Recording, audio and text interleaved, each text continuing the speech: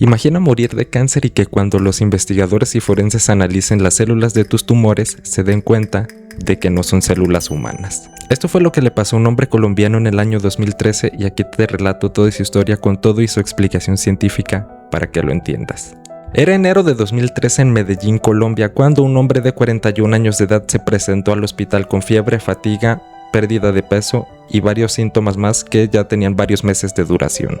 Previa a esa visita al hospital, 7 años antes, había sido diagnosticado con VIH, pero este paciente no se adhería a su tratamiento, lo que implicaba que tenía un sistema inmunológico débil. Fue entonces que se le realizaron varios estudios y exámenes a este hombre, de los cuales se obtuvo la siguiente información. Primero se le realizó un recuento de glóbulos blancos, más específicamente del linfocito CD4, del cual dio un resultado de 28 células por mililitro de sangre, lo que indica que el VIH se encontraba en una etapa muy avanzada. Esto porque este tipo de linfocitos son los favoritos del virus de la inmunodeficiencia humana para replicarse dentro de ellos. Por lo tanto, si tenemos muy pocos que se encuentren vivos, significa que los demás ya fueron destruidos por este virus. También se le realizó un examen coprológico, o lo que es lo mismo un examen de heces, un caca-examen. Aquí lo que se puede hacer depende mucho de lo que queramos investigar. Si queremos determinar si el paciente tiene infecciones específicas por alguna bacteria de la que sospechemos, podemos hacer un coprocultivo, que no es más que tomar un poco de las heces con un asa y sembrarla en un medio de cultivo. Medio de cultivo en el que crecen bacterias para después hacerles distintas pruebas de metabolismo llamadas pruebas bioquímicas y así poder identificarlas. Ahora, si queremos buscar parásitos o algo que no podemos cultivar en un medio de cultivo tradicional, lo que se hace es mirar directamente al microscopio. En este caso se encontraron huevos del parásito Hymenopsis nana y quistes del parásito Blastocystis homini. Y que por cierto, los quistes no son otra cosa más que el parásito encapsulándose a sí mismo y preparándose para vivir en condiciones adversas cuando salga del huésped. Hasta aquí todo se encontraba dentro de lo esperado, digámoslo de esa manera. Pero lo que realmente comenzó a preocupar a los médicos fue que encontraron lo siguiente. A este paciente se le realizaron varias tomografías computarizadas en sus pulmones, hígado y glándulas suprarrenales, las cuales arrojaron la presencia de nódulos en cada uno de estos órganos, los cuales podríamos decir que son como una especie de tumorcitos.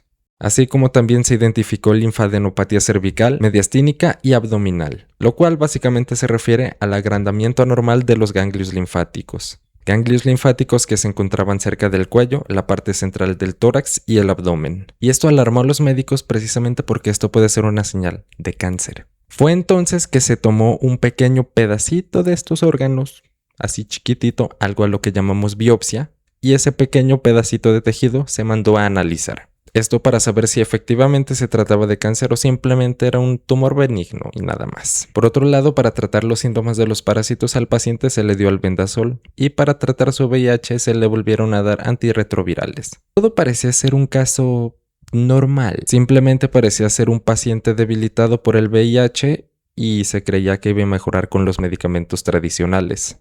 Eso se creía hasta que llegaron los resultados de las biopsias. Y es que los resultados del análisis de estos tejidos arrojaron que eran de células no humanas. Estas células presentaban características evidentes de un proceso maligno. Invadían otros tejidos, tenían un patrón de crecimiento denso y desordenado, y eran monomórficas, o sea que tenían una sola forma. Se trataba de un cáncer en toda regla. Lo sorprendente aquí es que estos tumores no estaban hechos de células humanas, pero ¿cómo nos damos cuenta de eso? Una de las señales más raras era que estas células eran mucho más pequeñas que una célula humana normal de los tejidos que se estaban analizando. Una cosa que era realmente loca. El hallazgo de células no humanas dentro del cuerpo de un humano es algo verdaderamente inusual. Los investigadores que estaban tratando este caso se encontraban en una especie de shock ya que se preguntaban cómo es que esto era posible. Pero así como se encontraban en shock, también estaban dispuestos a encontrar una respuesta. Fue así que se pusieron manos a la obra y comenzaron a investigar estas células con métodos de laboratorio que te voy a explicar a continuación.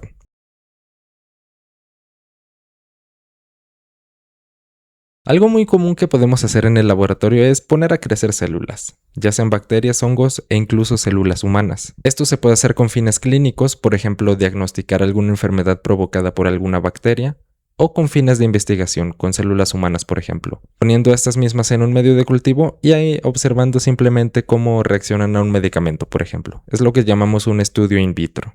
Algo muy importante que debemos de tener en cuenta es que dependiendo del tipo de células que estemos cultivando, vamos a tener que usar uno u otro medio de cultivo, porque sí, Las células son muy caprichosas y necesitan tener los nutrientes exactos al nivel de acidez exacto para poder crecer y reproducirse, porque si no, no les dan ganas. En el caso de esta historia, los investigadores utilizaron dos medios de cultivos diferentes para sembrar células no humanas. Lo primero que usaron fue un medio de cultivo para sembrar amibas de vida libre. Las amibas son un tipo de parásitos compuestos por una sola célula y que no necesitan tener una pareja sexual para reproducirse.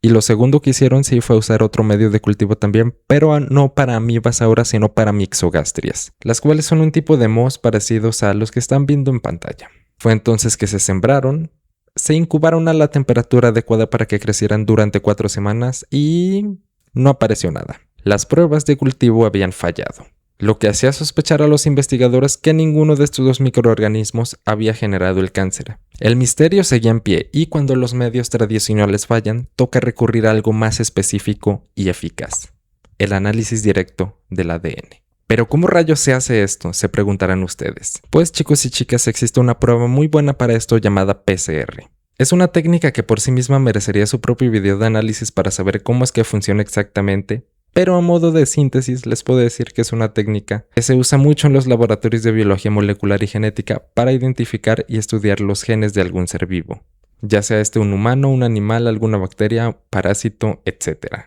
Todo aquel que tenga material genético puede ser estudiado e identificado mediante esta técnica. Incluso analizando tu propio ADN te podrías dar cuenta de qué genes malignos tienes. Pero como dije antes, quiero profundizar en ella en otro video. Pero bueno, retomando nuestra historia, nuestros investigadores se comenzaron haciendo esta PCR para saber quién rayos era el responsable de esos tumores. Pero se llevaron una gran sorpresa, ya que los resultados de esta prueba de ADN no coincidían con ninguna amiba ni con ninguna mixogastria, sino que el responsable era otro, un parásito llamado Hymenoplepsis nana. Existió un 99% de compatibilidad entre el ADN de los tumores analizados y el ADN de este parásito, cosa que a los investigadores se les hizo muy raro y, para cerciorarse, hicieron otra prueba, una prueba inmunohistoquímica.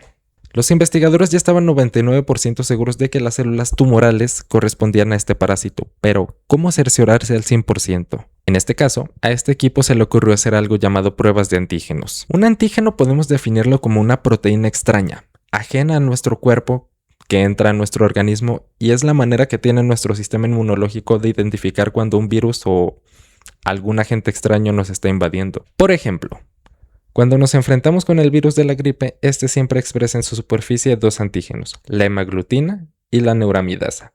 Entonces, cuando este virus ingresa a nuestro cuerpo, es fagocitada o comida por unas células especiales llamadas células presentadoras de antígenos, las cuales son responsables de llevar estos antígenos con otras células de nuestro sistema inmunológico llamados linfocitos T. Esto para así poder comenzar una respuesta inmunológica a gran escala. Y así como nuestro cuerpo tiene la capacidad de reconocer antígenos por sí mismo, nosotros en el laboratorio también podemos hacer lo mismo. Y cuando los investigadores hicieron esta prueba de antígenos a las células tumorales que había provocado este parásito, lo que se encontró fue que, efectivamente, los antígenos habían reaccionado positivamente a estas pruebas, delatando ahora sí a quién pertenecían estas extrañas células que no eran humanas, pero que aún así habían formado un tumor en un ser humano.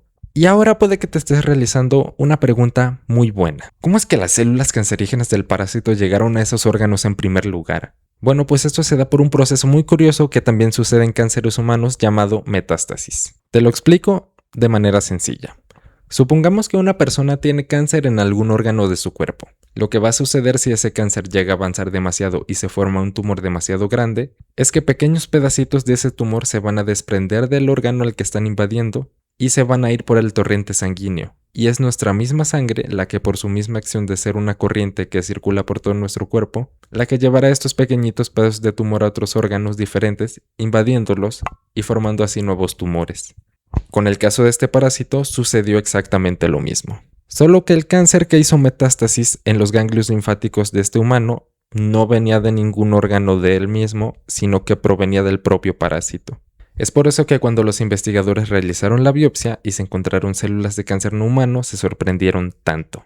De hecho, el Dr. Atis, patólogo del Departamento de Patología de Enfermedades Infecciosas de los CDC y autor principal del estudio de este caso, comentaba lo siguiente: nos sorprendió descubrir este nuevo tipo de enfermedad, Tenias, refiriéndose al tipo de parásito, que crecen dentro de una persona y que, en esencia, desarrollan cáncer que se propaga al organismo causando tumores. Creemos que este tipo de evento es poco común. Sin embargo, esta tenia se encuentra en todo el mundo y millones de personas a nivel global padecen afecciones como el VIH, que debilitan su sistema inmunitario. Por lo tanto, podría haber más casos no diagnosticados. Sin duda es un área que merece mayor investigación. Y es que el hecho de que nosotros podamos contraer cáncer de otros organismos ya es algo muy cabrón, porque ya no es solo que estemos expuestos a las infecciones que estos organismos nos podrían causar, sino que también tendremos que tener cuidado con eso. Pero bueno, para algo está la investigación y para algo hacemos ciencia. Y hemos llegado ya al final de este video, así que díganme, ¿les gustó? ¿No les gustó? ¿Creen que me faltó explicar algo de mejor manera? Me gustaría leerlos. Estoy dispuesto a escuchar a las personas que ven mis videos para así poder mejorar y seguir divulgando ciencia de la mejor manera posible, ya que el conocimiento no sirve de nada si las demás personas no lo pueden entender, y me gustaría que se entendiera. Gracias por haber llegado hasta aquí, y por acá te dejo otro videito que sé que te va a encantar.